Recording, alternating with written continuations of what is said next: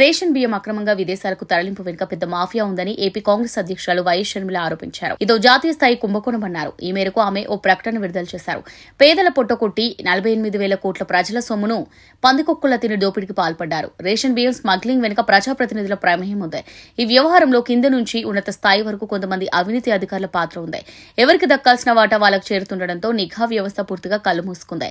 గడిచిన 3 ఏళ్లలో రాష్ట్రంలోని పోర్ట్ల నుంచి 2 కోట్ల టన్నుల రేషన్ బియ్యం అక్రమంగా రవాణా జరిగిందంటే మన చెక్ పోస్టుల పనితీరు ఎలా ఉందో అంచనా వేయొచ్చు, అర్థం చేసుకోవచ్చు. అవినీతి ఏ స్థాయిలో జరుగుతుందో అన్నారు. పేదలకు దక్కాల్సిన బియ్యాన్ని అక్రమంగా పోర్ట్ దాకా ఎలా చేర్చారు? 3 ఏళ్లలో 2 కోట్ల టన్నుల రేషన్ బియ్యాన్ని ఎలా సేకరించారు? దీని వెనుక దొంగలెవరు? 48,000 కోట్లు ఎవరు తిన్నారు? అప్పటి ప్రభుత్వ పెద్దలకు బియ్యం మాఫియాతో సంబంధాలున్నాయా? తీగలాగితే వెనుకున్న డొంక ఎక్కడా? మిల్లర్ల చేతివాటముందా? రేషన్ డీలర్ల మాయజాలమా? అనునిత్యం తనిఖీల సంగతేంటి? పీడీఎస్ బియ్యం అక్రమ రవాణాపై రాష్ట్ర ప్రభుత్వం ప్రత్యేక దర్యాప్తు కమిటీ వేయాలి. అవసరమైతే కేంద్ర దర్యాప్తు సంస్థ సీబీఐతో ఆ విచారణ జరిపించాలి. ప్రపంచానికి అన్నం పెట్టే మన రాష్ట్రాన్ని రేషన్ బియ్యం మాఫియాకు అడ్డాగా మార్చారు. ఈ వ్యవహారంలో నిజాలు నిగ్గు తేల్చాలని షర్మిల డిమాండ్ చేశారు.